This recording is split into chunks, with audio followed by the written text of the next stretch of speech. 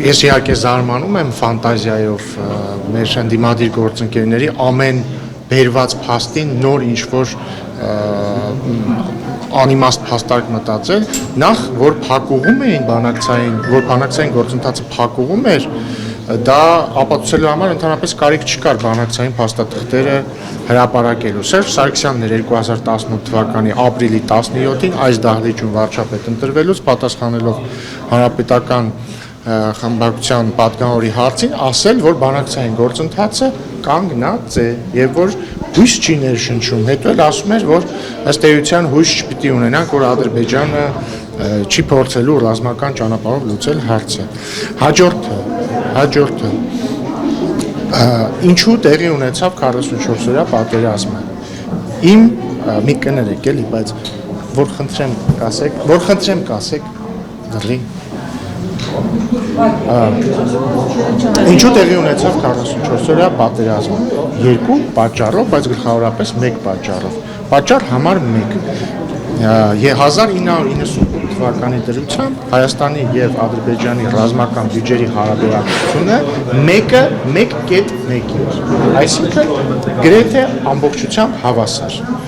2008 թվականին օրինակ, երբ որ Ռոբերտ Քոչյանը ավարտում էր իր նախագահության շրջանը, արդեն այդ հարաբերակցությունը 1.5 էր, այսինքն արդեն Ադրբեջանի ռազմական բյուջեն Հայաստանի ռազմական բյուջեին գերազանցում էր առավել քան 5 անգամ։ Աղբյուրը Civilnet կարող է ցանկացածը ստուգել։ Civilnet-ն էլ իր հերթին այլ աղբյուրների հղում է անում։ Սերժ Սարգսյանի օրոք էլ ավելի է մի շրջան բարձրացել հարաբերակցությունը եւ մենք ժառանգել ենք շատ բարձր տարբերություն ռազմական բյուջեների, որը մեր օրոքի իդեպ քչացել է, այսինքն տարբերությունը։ Եվ մյուս կողմից այս ամբողջ շրջանում տեղի ունեցել ինչ աճել է Ռոբերտ Քոչյանի ընտանեկան բյուջեի թիվը, ենթադրում եմ նաև ինչ ենթադրում եմ Սերժ Սարգսյանի օրինակ Փեսայի ընտանեկան բյուջեն է ակնհայտ ակտիվ տեմպերով մեծ աճ գրանցել եւ սրան զուգահեռ բանակցային փաթեթում տեղի են ունեցել նախ ի սկզբանե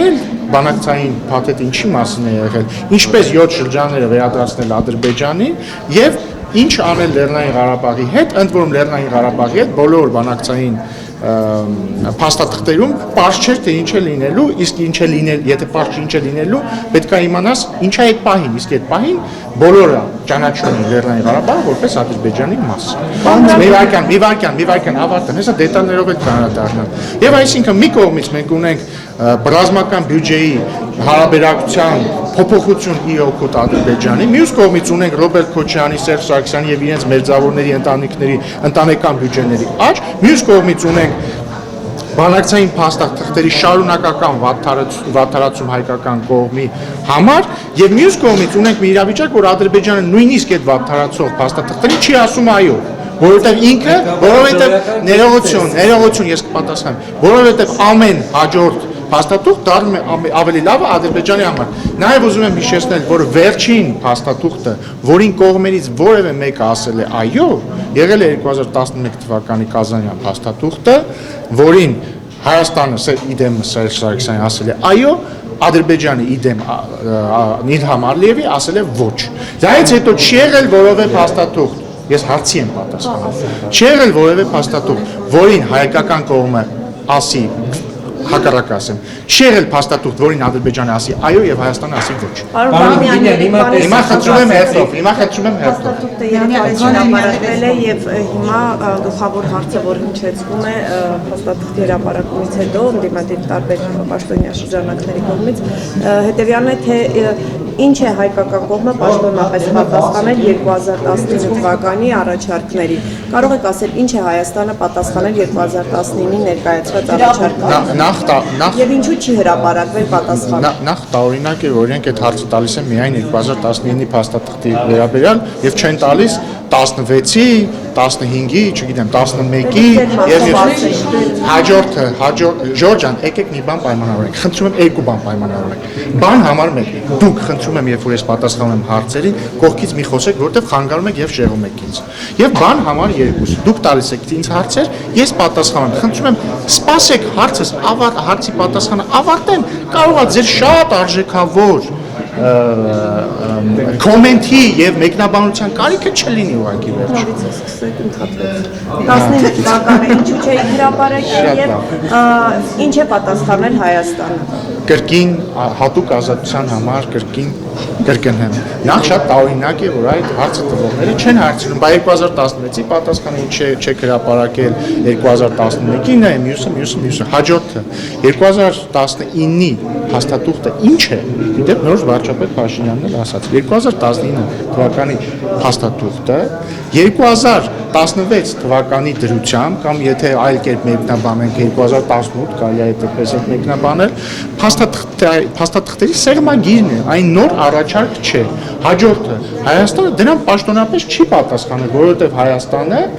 տեսել է այսքան սեղմագիրը 2018 թվականի իրավիճակի եւ գնահատման փուլում է եղել։ Լսեցիք վարչապետ Փաշինյանն էլ ասաց ի պատասխան դրա խոսքը գրավորի մասին չի։ Այսինքն համանախագահների հետ հանդիպման ընթացքում ինքը հարցրի արդյոք սա նշանակում է, որ Լեռնային Ղարաբաղ կարող է չլինել Ադրբեջանի կազմում։ Հնչել է պատասխան, որ եթե Ադրբեջանը ուզի։ Եթե իմի բերեմ եւ կարճ պատասխանեմ 2019-ի փաստաթուղթը, որը ինքնին ոչ թե անկախ փաստաթուղթ է, այլ 2016 թվականի եւ ընդհանրապես ինչ եմ ասում 2016, որտեղ որ կարդաք տեսնեք, որ շատ քիչ է տարբերվում 2016 թվականի օգոստոսի փաստաթղթից։ Բայց այսպես ասենք 2018 թվականի դրությամբ փաստաթղթերի սեղմագիրն է եղել, այսինքն այն ինչ կար այդ պահի դրությամբ։ Եվ մենք դրա գնահատման փուլում ենք եղել։ Հետևաբար ես հիմա ձեզ ուղիղ հերքում եմ այն պնդումը ընդդիմության կողմից հնչեցվող, թե իբր եղել է 2019 թվականին որևէ ինչ-որ նոր առաջարկ եւ առավել եւս, որ մենք այդ որևէ նոր առաջարկին ասել ենք ոչ։ Պարոն Ռուբինյան, տեսեք, հիմա դուք ասում եք, որ ըստ էության նախագահների հիմա մի վարքան, հիմա սկսել է թող ավարտի հետ։ նախագահների բանակցած փաստաթղթերը բացն էին, անորոշ է, հա, Լեռնային Ղարաբաղի Հանրապետությունը չուներ ըստ էության կարգավիճակ իրաց անորոշ չէր։ Բայց 2018 թվականին Նիկոլ Փաշինյանը հայտարարել է, որ ինքը սկսում է զորոյական կետից։ Ինչի հանգեցրեց այս զորոյական կետը։ Ախր բայց ես նոր հիմա ձեզ ինչի մասն էի ասում եմ Սերժ Սարգսյանը, ներողություն։ Սերժ Սարգսյանի թողած ժառանգությունը այն էր, ինչ 2019 թվականի փաստաթղթում կար։ Մի վարքան, դե լավ, հիմա ինչ ավարտեք, ես կավարտեմ։ Ավարտում եմ։ Ավարտեցիք։ Դուք ասում եք, որ Դուք հիմա չեք ավարտում, դուք կրկնում եք ձեր նախորդ ասածը։ Ավարտեցիք հիմա։ Եվ որտեղ շեղում եք իմ հարցը եւ ուզում եք պատասխանել։ Իսկ կարող է դուք շեղում եք իմ պատասխանը։ Դուք ուղիղ ասեք, Նիկոլ Փաշինյանը երբ որ զրոյական կետից է Խնդրում եմ ավարտեք, ինչ նկատի ուներ։ Ինչ ժառանգություն, երբ զրոյական կետից է։ Ավարտեցիք։ 2019-ի փաստաթուղթը, որը ինչպես նոր ֆիքսեցինք, նոր առաջարկ չէր եւ 2018 թվականի դրությամբ, այսինքն Սերժ Սարգսյանի թողած ժառանգություններ գնահատման փուլում է եղել Հայաստանը։ Եթե ձեր հարցի ենթատեքստը, իսկ ձեր հարցի ենթատեքստը հետեւյալն է, որ ընդդիմությունը ասում է, չէ, որ Փաշինյանը եկավ, ամեն ինչ թողեց մի կողմ, մերժեց այդ պահին սեղանին արկա փաստաթուղթը եւ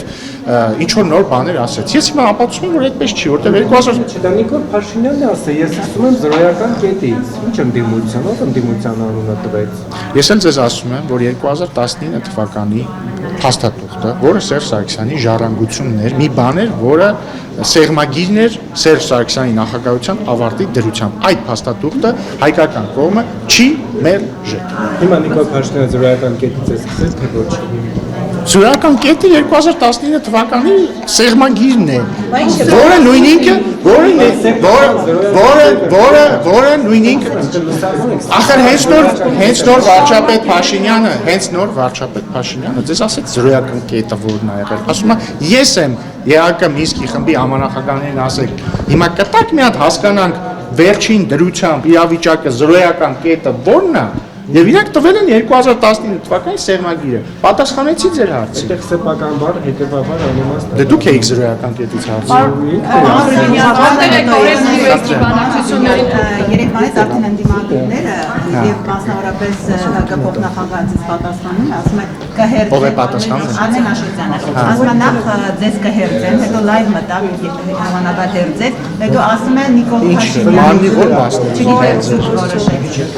Հետո ասում է, որ Պուտին Սարգսյան այդ նամակը կախեք ձեր վզից եւ հասկացեք, թե ոնց են պետությունը եւ պետական շահը պաշտպանում։ Ո՞րն է ձեր հարցը։ Իմ հարցը հետեւյալն է, եթե այդքան դուք նշում եք, որ պատն էին, նախորդ փաստաթղթերով հանձնում էին ամեն ինչ, ոնց ստացվեց, որ պետական շահ էին մարդիկ։ Լավ հարց եք տալիս, իրոք լավ հարց եք տալիս։ Հիմա խնդրում եմ, այն հիշում եք, չէ, երկու բաների ինչի մասին պայմանավորվել ենք։ Մեկը դուք, անձամբ դուք չեք խոսում, երբ որ հարցերին պատասխանում, մյուսը դուք բոլորը ձեր շատ արժեքավոր մեկնաբանությունները դեռ չեք ասում, մինչև ես հարցի պատասխանը չավարտեցի։ Հաջորդը դուք սկսենք մի քիչ հումորային հատվածից շարունակենք դրճով։ Դուք ասացիք, որ պարոն Աշոտյանը ուզում է հերձել մեզ։ Նախ խնդրում եմ կրկին ճշտել մարմնի որ մասն է ուզում հերձել եւ երկրորդը գուցե օրինակ ուզում է մեր մազերը հերձելով կտրել, քանի որ ինքը սուբլիմացնում է իր մազերի բացակայությունը, չգիտեմ։ Հաջորդը շատ տարօրինակ է, չէ՞, օրինակ եթե Արտուր Հովհաննիսյանը մեր պատգամավորներից բան ասած լիներ, ես վստահ եմ դուք բոլորով գալու եք ասեիք կարաուլ, դուք փաստորեն ուզում եք բժշկական բանով դանակով հերձել մարդկանց, հա, ուզում եք այդպես հերձել ասելով դուք նկատի ունեք, որ ուզում եք կտրել Էդգար Ղազարյանի ականջը, չեք ասեիք, չէ՞ տես բաներ, բայց հիմա դուք չեք ասում։ Դուք շատ հանգիստ, շատ հանգիստ բան, ինձ հիմա փոխանցում եք պարոն Աշոտյանի խոսքերը ու ձեր մոտ ընդհանրապես խնդիր չի առաջանում, սա էթիկայի խախտում է, սա բռնության իսկ կարող է Արտուր Հովհաննիսյանը քաղաքականապես ուզում էր կտրել մարդամեկի ականջը։ Դրա համար խնդրում եմ սպառնում եք, ասում է այո, սպառնում։ Լավ է։ Դրա համար խնդրում եմ լինել հետևողական, չէ, դա կներեք, այսինքն երբ որ հերթը գալիս է, ձեզ դուք ասում եք բովանդակային, բայց երբ որ քաղաքացիական պայմանագրից մեկը ֆիգուրատիվ լեզու է օգտագործում, ասում ականջները կկտրեմ, դա արդեն բան է, ցեղասպանությանը հավասար բան է։ Սա ֆիքսեցինք։ Չէ, որովհետև հերձելու դեպքում կտրում ես մի բան, ականջ կտրելու դեպքում էլի հերձում ես մի բան, բայց այդտեղ կոնկրետացված է։ Հաջորդը։ Հիմա ներողություն, ախր պայմանավորվել ենք, չէ՞։ Պայմանավորվել ենք, չէ՞։ Հիմա հաջորդը։ Հիմա արդեն գամ բովանդակային դաշտը։ Տեսեք, դուք մեջբերեցիք Աշոտյանին, բայց ես տեսա նաև Շարմազանովի հայտարարությունը մոտարապես նույն գծի մեջ, որ տեսեք փաստորեն Սերժ Սարգսյանը ինչ հայրենասեր էր, որ հայկական կողմի կարմիր գծերն էր նշում Լավրովի պլանի վերաբերյալ։ Որովհետև հիշում եք Սերժ Սարգսյանի նամակի մեջ ինքը ասում է Լավրովի առաջարկները, թե ինչ, այդ բառը չեմ հիշում, բայց Լավրովի պլան նկատում։ Նախ ֆիքսենք էլի Սերժ Սարգսյանը ինչի մասին է գրում այդ նամակը, ու ինչ է գրում։ Սերժ Սարգսյանը այդ նամակը մեջ կա ժամկետ էլի, գրել է 2016 թվականի օգոստոսին։ Եթե տեսել եք հրապարակված փաթեթում, ինչ է, հրապարակված է այդ թվում 2016 թվականի առաջարկները, բայց եթե ուշադիր եք եղել, դեռ մի առաջարկ չի, կա 2016-ի հունվարի առաջարկ, այսինքն հունվարի տարբերակ, հունիսի տարբերակ, օգոստոսի տարբերակ։ Հիմա Սերժ Սարգսյանը այդ նամակով ամենայն հավանականությամբ պատասխանում է 2016-ի օգոստոսի տարբերակին։ Ինչ է ինքը ասում։ Ինքը, եւ ձեզ ուզում եմ հիշեցնել, 2016 թվականի օգոստոսի տարբերակը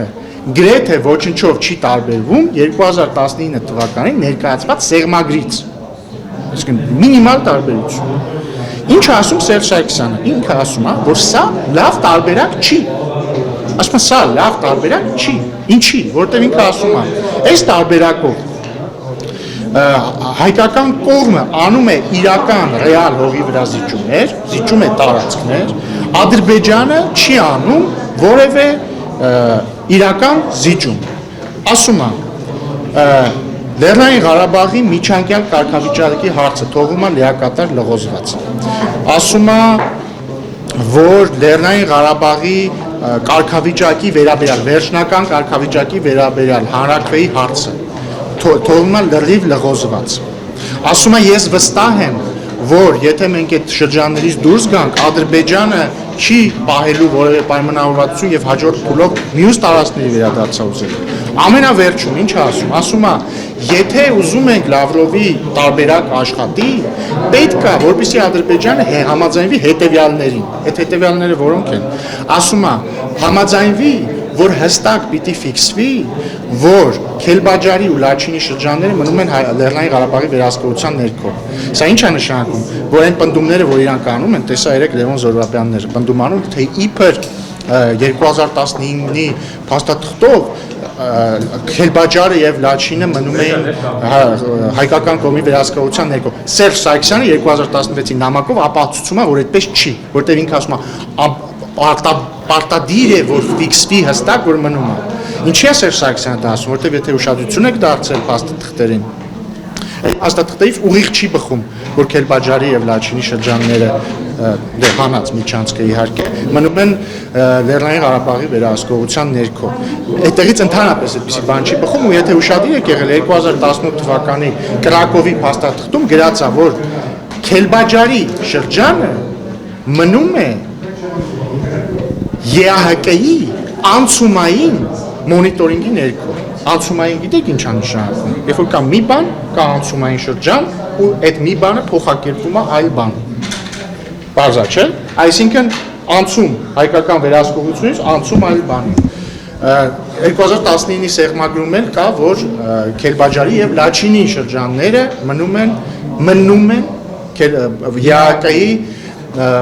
մոնիտորինգի ներքո։ Հաջորդը Սերժ Սարգսյանը 2016 թվականի էլի նամակում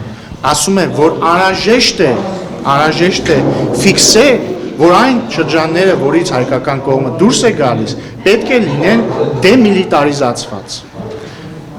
Էլի ինչի է սա կարևոր։ Էլի տեսապնդում էր էլի նույն Լևոն Զուրաբյանը երեք, որ 2019-ի առաջարկով ենթադրվում էր, որ այն շրջանները, որից հայկական կողմը դուրս էր գալու, լինելու է դեմիլիտարիզացված։ Նրան հերքում է Սերժ Սարգսյանը 2016 թվականի Պուտինին ուղղված նամակով։ Ինչու է դա անում, որովհետև կրկին եթե կարդաք այդ տարբերակները, այդտեղից ուղիղ չի բխում, որ այդ տարածքները լինելու են դեմիլիտարիզացված, որովհետև այնտեղ ինչ ասում, ասում է կողմերը կառաջարկեն ԵԱՀԿ Մինսկի խմբի նախագահությանը, որպեսզի վերջինս դիմի ՄԱԿ անվտանգության խորհրդին, որպեսզի ապահովի այդ շրջանների դեմիլիտարիզացիան։ Համաձայն եք, որ դա ամենևին 100%-անոց պայմանավորվածություն չի դեմիլիտարիզացիայի մասին։ Եվ իմի բեր, մի վարկյան էլի, հիմա բայց ես ամեն ինչ ես ինչի նկարագրեցի։ Որովհետև իրականում Աշոտյանն ու Շարմազանովը ինչ են ասում։ Ասում են, որ այդ տարբերակը վատն էր, Սերժ Սարգսյանը դրան չի համաձայնվել, դրա համար, տեսեք ինչ հերոս է, բայց չեք տեսնում, որ ակնհայտ տրամաբանական խզում կա, որովհետև այդ նույն մարդիկ մեզ ասում են այդ դավաճաններ, ինչի 2019-ի հանճարեղ տարբերակը չեք ընդունել։ Դե հիմա ես վետ եմ խցնում ու իրանց եմ այդ հարցի տալիս։ Այդ դեպքում, այդ տրամաբանությամբ արդեն ֆիքսեցինք եւ ապացուցված է, որ 2019-ը նույն 2016-ն է։ Բայց այդ դեպքում, այ սիրելիներ, ես չեմ ասում դավաճաններ, այ սիրելիներ, ըստ ԿՊ էթիկայի կանոնագրքի։ Բայց այդ դեպքում եթե այդքան լավ տարբերակ էր, ինչի դուք 2016-ին չեք ընդունել, եւ բ, եթե այդքան վատ տարբերակներ, ինչի հիմա եք պնդում, ինչի եք մեզ ասում, ինչի չեք ընդունել դա։ Հասկացաք դա համար։ Հիմա խնդրում եմ հերթով։ Որպես դաշտարներ կան, ես չեմ վիճակում, որտեղ փաստեր անհնար է վիճակել։ Ես չեմ վիճակում, որ դա սեղմագիր է, որ նախապատմություն ունի, որովհետև որևէ բանակցություն զրոյից հնարավոր չի սկսել, դա երկար տարիների պատմություն է, բայց ես ուրիշ բան եմ հարցնում, եթե այդպես է, դուք ձեր օրոք եւ Արցախի ապահովումը եւ պատերազմը, դուք արդյոք քավության նոպած եք դարձել, թե ձեռնարկեիք ամենահարմար ձևով դարձելու ձեր։ Տեսեք, 2018 թվականին մենք եկանք իշխանության Թավշյա հեղափոխության շնորհիվ եւ միջոցով։ Եթե դուք նկատել եք, Սերժ Սարգսյանի հանրապետական կուսակցությունը Նիկոլ Փաշինյանի վարչապետ ընտրվելու հաջորդ օրվանից սկսած սկսել են մեզ մեղադրել, որ մենք եկել ենք իշխանության, որպեսզի Ղարաբաղը հանձնենք։ Հետադարձ հայացքով որ նայում ես, տեղի ունեցել հետևյալը։ Նախ Սերժ Սարգսյանը իհարկե պիտի գնար Թավշյա փոխությամբ, ինքը ձեռք չուներ, որովհետև ժողովուրդը իր խոսքն ասել էր։ Բայց ես ենթադրում եմ, որ իր հրաժարականի հաջորդ օրվանից իսկ ինքը իր մտքում ծնել է նոր հանճարեղ պլան, քանի որ իր կյանքը կտրուկ փոխվել էր, ինքը չգիտեր ինչ աներ, եւ ենթադրում եմ, որ իմանալով, որ ինքը բանակցային գործընթացը եւ ոչ միայն բանակցային գործընթացը, կրկնում եմ, հիշեք էլի, ռազմական բալանսի մեծացում Ադրբեջանի Հայաստանի նկատմամբ, Ռոբերտ Քոչարյանի եւ Սերժ Սարգսյանի ընտանիքների ընտանեկան բյուջեների մեծացում մեր մյուս բոլոր քաղաքացիների նկատմամբ, այսինքն համամասնությունը Հայաստան, Ադրբեջան, Հայաստան ռազմական բյուջեներ եւ Սերժ Սարգսյանի եւ Ռոբերտ Քոչարյանի ընտանիքներ ընդդեմ Հայաստանի բնակչության։ Այս երկու process-ները իրար հետ գնացել են։ Եվ 2018 թվականի դրությամբ ինքը տեսնում էր, որ բերել է փակուղի, ինքն է հայտարարել ըստ դալիճում, ազգային ժողովը մասն է փակուղումը։ Տեսել է, որ բանակցային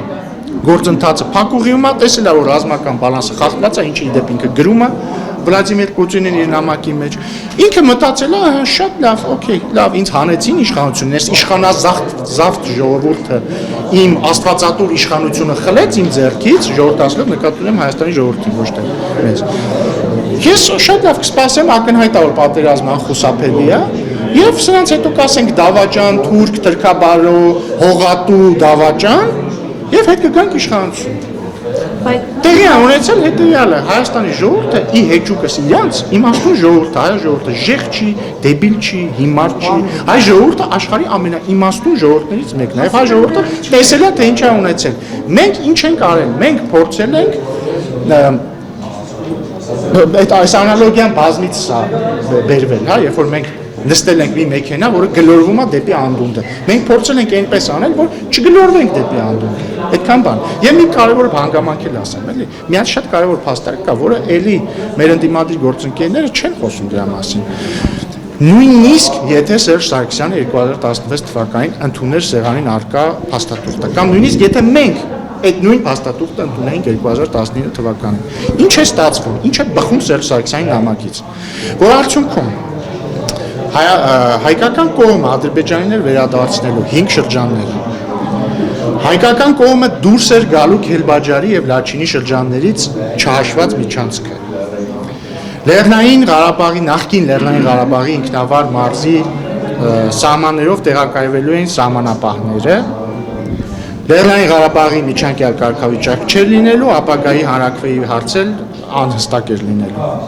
Իդեպ լավ միտքս ավարտեմ շարունակեմ։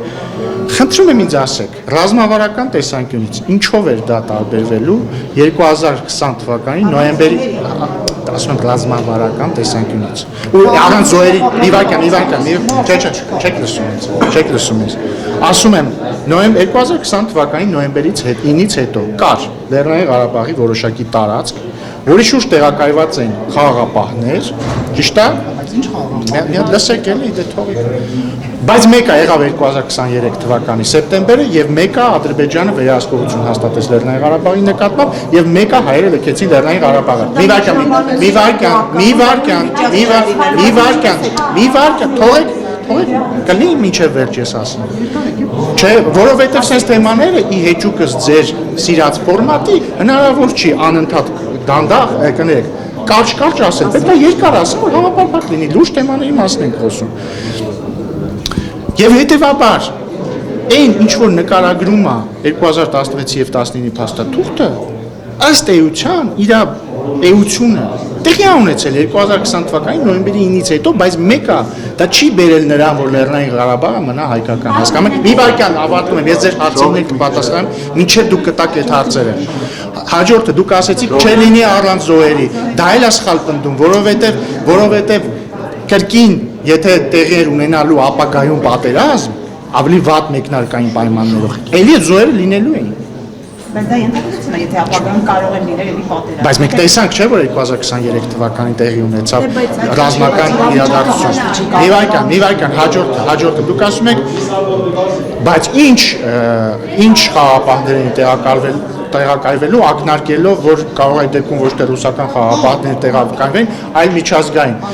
Իսկ որտեղից եք վստահ որ այդ դեպքում ռուսական խաղապահներ չէին տեղակայվելու, եթե խոսքը ռուսական պլանի մասին է։ Չէ, ասում եթե խոսքը ռուսական պլանի մասն էր։ Էլ չեմ ասում, որ ըստ գաղտնազերծված փաստաթղթերի 90-ականների, եթե չեմ սխալվում, հենց Ազատությունն էր գրել դրա մասին։ Լևոն Տեր-Պետրոսյանը դիվանագետների հետ շփումներում ասում է, որ ինքը ուզում է, որ ռուսական խաղաղապահներ լինեն միայն Լեռնային Ղարաբաղում։ Եվ ամենակարևորը, կարգավիճակի վերաբերյալ մի նյուանս էլ բաց թողեցի, ես խնդրում եմ էլի ուշադիր եղեք այս նյուանսներին։ Երբ որ մեր ընդդիմադիրները ասում են, ահա, լինելու էր հանրաքվե, որի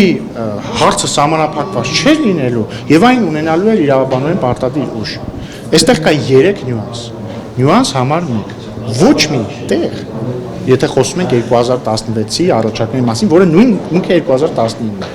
գրած չի, որ հանրաքվեն լինելու է միայն Լեռնային Ղարաբաղում։ Գրած է համաժողովրդական, իսկ անգլերենում nationwide, այսինքն համապետական հանրաքվե, որը կներառի Լեռնային Ղարաբաղի ժողովրդի կամքը։ Ինչ է դա նշանակում։ Դա կարող է հանգիստ ինտերպրետացվել որպես հանրաքվե Ադրբեջանում, այդ թվում Լեռնային Ղարաբաղում։ Բնակչության, հա, այս կոնկրետ դեպքում իրական այդքան, հա, համաձայն եմ, բնակչության։ Հաջորդը դրա համար է Սերժ Սարգսյանը օրինակ նամակում Վլադիմիր Պուտինին ասում շատ կարևոր է, որպեսզի գրվի, որ բնակչություն ասելով հասկանում ենք 1988 թվականի դրությամբ Լեռնային Ղարաբաղում ապրողներին, ինչը չկա ընդհանրապես։ Հաջորդը ինք ամենակարևոր, ինքը ասում է հանրաքվեն պիտի լինի կողմերի համաձայնությամբ։ Այսինքն Ադրբեջանն ու Հայաստանը չեն համաձայնվում, երբ լինելու հանրաքվե, վերջը հանրաքվեն երբեք տեղի չի ունենա։ Բայց իրավիճակը կմնա այդպես։ Քոչարյան Ընդ որում ներողություն, ընդ որում 2016-ի վերջին առաջարկով արդեն օգոստոսի նույնիսկ չկա այդ բանը, որ հարցը սահմանափակված չի լինի։ Ինչ մասին Սերժ Սարգսյանը հարցազրույցում Պարոն խոսում։ Բինյան, Ռոբերտ Քոչարյանի թիմից ասում են ուր է Քիվեստի պայմանավորվածությունը։ Դե այդտեղ Սերժ Սարգսյանին հարցնեմ հարցս, ուր են այն բանակցությունները, ինչու չի հրապարակել Նիկոլ Փաշինյանը եւ երկրորդն էլ ասում են իրենց օրը Արցախ ենք կորցրել, գիտեք իրենք հանձնել բառն են օգտագործում, ասում հիմա բերել են լրագրողն էլ այդ բառը օգտագործում։ Okay, հիմա ինչ որ է, ասում է իրենց օրը Արցախ են կորցրել, հանձնվել, հիմա իրենք բերել են Մեղրի ինչ որ հայկական ժամանակում պատասխանված սցենար են ներկայացնում։ Հիմա Այդ կպատասխան։ պատասխանի իսկությունը դրել են կազմակերպի տակ։ Նախ իդեպ շատ լավ հիշեցիք, էլ այդ հանձնել բառը, ես ենթադրում եմ, որ հանձնել բառը ասելով նկատի ունեն, երբ որ մի բան ուղղակի բուժարական հանձնվում է այլ։ Դա ասելը նշանակում է, գիտեք, չէ, մի վարքան էլի դե սպասեք, դա նշանակում է անարգել թափված արյուն։ Բառից բուն իմաստով դա նշանակում է անարգել 44 օրյա պատերազմի ժամանակ թափված արյունը 2023 թվականի սեպտեմբերին թափված արյունը, որովհետև մի բան երբ որ հանձնում ես, դա հանձնում ես ուղղակի, չես թափում արյուն դրա համար։ Հաջորդը Քիվեստի վերաբերյալ, այդ Քիվեստի փաստաթղթի բացակայությունը կարծում եմ Լևոն Տեր-Պետրոսյան, Ռոբերտ Քոչարյան, Սերժ Սարգսյան սիրո եռանկյունու հարց են, որովհետև այդ հարցերը արդեն մեր զուգված չեն։ Մենք 18 թվին եկել ենք իշխանության։ Ինչ փաստաթուղթ համանախագահների կողմից փոխանցված եղել է կառավարության ռեգիստրում, դա չկա։ Իհարկե չկա։ Ինչ կա, հրապարակել են Քիվեստի որևէ փաստաթուղթ չկա։ Հետևաբար հրապարակվել է այն փաստաթուղթը, որը 2008 թվականին Լևոն Տեր-Պետրոսյանը փոխանցել է ՀԺ-ին։ Հիմա թող իրանք իրար մեջ արդեն պարզ են։ Նախ, եթե Ռոբերտ Քոչարյանը հերքում է, ասում է հրապարակված փաստաթուղթը Մեղրին հանձնելու վերաբերյալ փոխանակելու սուտա, դա արդեն իր ներքին ընտանեկան հարցերն են Լևոն Տեր-Պետրոսյանի հետ, թող գցեն բռնեն իրանցից ով է սուտ խոսում։ Մանավանդ վերջերս իրանք բան են, չէ, մեղրամիս են ապրում բոլորով իրար հետ Տեր-Պետրոսյանը, Քոչարյանը, Սարգսյանը։ Այդ իրանց մեղրամիսի շրջանակներում թող sense տակուկ, ինչ էթիկայի խախտում չի։ Տակուկ թող իրար հետ sense նստեն ճրակի դիմաց եւ քննարկեն ով է խափում։ Հաջորդը։ Եթե Ռոբերտ Քոչարյանը կպնդի, որ իր նախագահության տարիներին այդ փաստաթուղթը եղել է ռեգիստրում, դե մեր ու իրանց արանքում եղել է Սերժ Սարգսյանի ադմինիստրացիան։ Այդտեղ արդեն հարցերը Քոչարյանի եւ Սերժ Սարգսյանի միջև են։ Էլի թող տակուկ նստեն, բաները սավանները փռնեն իրենց ոտքերին, որ չմրցեն եւ քննարկեն Սերժ Սարգսյանը որտեղ է կորցրել Քոչարյանի այդ փաստաթուղթը։ Եվ ի վերջո, եթե Քոչարյանն է խափում ու չի եղել որևէ այլ փաստաթուղթ, այդ արդեն թող Տեր-Պետրոսյանը եւ Սարգսյանը իրենց հարցերը լուծեն Քոչարյանի հետ, բայց էությունը հետեւյալն է իրականում Ես հակված եմ հավատալ Լևոն Տեր-Պետրոսյանին այս հարցում, քավլիցի ով եմ ես, որ առաջին նախագահի տված փաստաթուղթը կասկածի տակ դնեմ։ Եվ ըստ առաջին նախագահի տված փաստաթղթի Ռոբերտ Քոչյանը բանակցել է Հայաստանի ինքնիշխան տարածքը Ադրբեջանին հանձնելու շուրջ։ Պարոն Ռուբինյան, եթե այս թեման սպառվեց, Պայմանավորվել ենք, չէ՞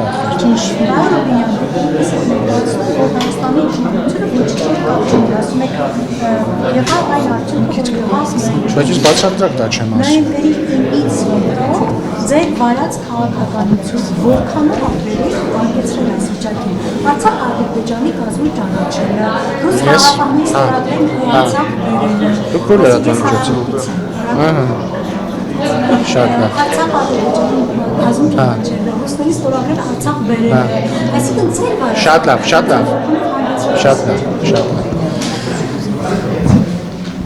Նախ խնդրում եմ իմ ողջույնները փոխանցեք պարոն Աբրահամյանին, Առավոտի գլխավոր խմբագրին, ես իրեն փոքրուց ճանաչում եմ, քանի որ մայրս նույնպես երկար տարիներ աշխատել է Առավոտում։ Հաջորդը խնդրում եմ պարոն Աբրահամյանին փոխանցել հետևյալ հարցը։ Տեսա, այս վերջերս ինքը մի ստատուս էր գրել էր Չէ, ես ուզում եմ դուք փոխանցեք։ Ասում էր, ես չեմ ընդունում այն հոգևորականներին, որոնք ուղիղ չեն պատասխանում, այսինքն որոնք հարցերին ուղիղ իրենց դիրքորոշումը չեն հայտնում։ Ասում է, ես չեմ ընդունում, որ ուղիղ չեն ասում, նորմալ է, որ կաթողիկոսի անունը զեղչում են, թե ոչ պատարակների ժամանակ։ Ես խնդրում եմ իրեն փոխանցեք հետևյալը։ Չի կարծում արդյոք ինքը, որ այդ նույն տրամաբանությամբ ինքը սկզբից այլ հարց պետք է տա։ Չի կարծում ինքը արդյոք, որ ուղիղ պետք է մարդիկ պատասխանեն կամ ինքը անձամբ պիտի պատասխանի հետևյալ հարցին։ Նորմալ է, որ կուսակրության ուղղ տված կաթողիկոսը երեխա զավակ ունի, թե ոչ։ Մի վայրկյան։ Չէ, ես սա պատասխանի մասա։ Սա ուղիղ ոչ, սա ուղիղ մասա պատասխան է։ Եվ եթե պարզվի, որ նորմալ չի, որ զավակ ունի, ուրեմն շատ նորմալ է, որ անունը զեղչվում է, որովհետև ինքը այդ ակտի իսկ բերումով կարգալուծա։ Հաջորդը։ Հիմա հատկացեմ ձեր պատասխանը։ 2020 թվականի նոյեմբերի 9-ի հայտարարության մեջ որևէ նշում եւ որևէ կախում դրված չէ Լեռնային Ղարաբաղի կարգավիճակի հետ։ Այսինքն նոյեմբերի 9-ի հայտարարությունը չի ասում, որ ռուս խաղաղապահ զորակազմը տեղակայվում է Լեռնային Ղարաբաղի շուրջ, քանի դեռ Լեռնային Ղարաբաղի կարգավիճակը որոշված չի։ Կամ այդ հայտարարությունը չի ասում, որ ռուս խաղաղապահ զորակազմը կանգնում է այնտեղ, քանի որ պարզ չի այն Ադրբեջանի մաս է թե ոչ։ Ասեմ ավելին, Ռուսաստանի Դաշնության նախագահը 2020 թվականի դեկտեմբերին ասել է, որ Լեռնային Ղարաբաղը եւ նրան շրջապատող 7 շրջանները եղել են եւ կան Ադրբեջանի միջազգայինորեն ճանաչված տարածք։ Հետևաբար 2022 թվականի Պրահայի հայտարարությունը նոյեմբերի 9-ի հայտարարության էության մեջ եւ առավել եւս ռուս խաղաղապահ զորակազմի ֆունկցիաների մեջ որևէ փոփոխություն չի մտցրել, զրոյական փոփոխություն է մտցրել։ Իմ ասածը հետեւյալն է, որ իրենք ընդդիմությունը, երբ որ պնդում են, որ կար այսպիսի հանճարեղ պլան, նախ հիմա ես ապացուցեցի, որ իրանք այդքան էլ չեն համարել, որ դա հանճարեղ պլան է, որովհետև Սերժ Սարգսյանը 2016-ի նամակում մի քանի էջով փաստարկում է, որ դա հանճարեղ պլան չի։ Դա իր կարծիքն է, ես բան չեմ ասում, բայց դա տեղի է ունեցել։ Եվ հետեւաբար երեսպաշտությունն է, որ մեզ ասում են ինչ է հանճարեղ պլանը չեք ընդունել։ Եվ հաջորդը, եթե իրենք համարում են, որ այդ պլանը հանճարեղ է, ես ասում եմ, այդ պլանի պրակտիկան մենք տեսել ենք էմպիրիկ, այսինքն եղել է պատերազմ, այո, պատերազմից հետո ընդունվել է հայտարարություն, որի արդյունքում Լեռնային Ղարաբաղի շուրջ տեղակայվել է ռուս խաղաղապահ զորակազմը,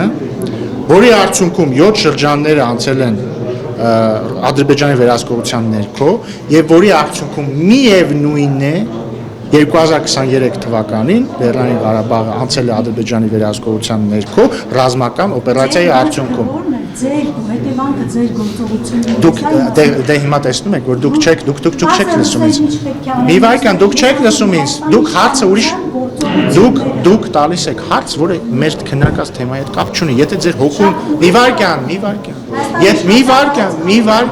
վայրկյան։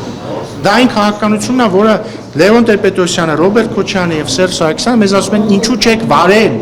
Հասկանում եք։ ասում են ինչու չեք արել դա, ես էլ ասում եմ, մենք էլ ասում ենք, մենք դա պատերազմից հետո արել ենք, եղել այն արդյունքը, որը եղել է, բայց եթե ձեր հոգուն խաղաղություն կիշնի նրանից, որ ես ասեմ, որ մենք մեղավոր ենք ամեն ինչում, որ ես մեղավոր եմ ամեն ինչում, ես դա կարող եմ ասել, այո, Լևոն Տեր-Պետրոսյանը, Ռոբերտ Քոչարյանը, Սերժ Սարգսյանը սրբեր են եւ հրեշտակի պատկերներ են, որոնք իջել են երկիր եւ մենք պետք է ամեն օր Աստծուն շնորհակալ լինենք, որ նրանք իջել են երկիր եւ պիտի Կտրիժ Ներսյանը հատուկ պատարակ մատուցի եւ սրբադասի նրանց, իսկ մեղավորը մենք ենք, շնորհակալություն։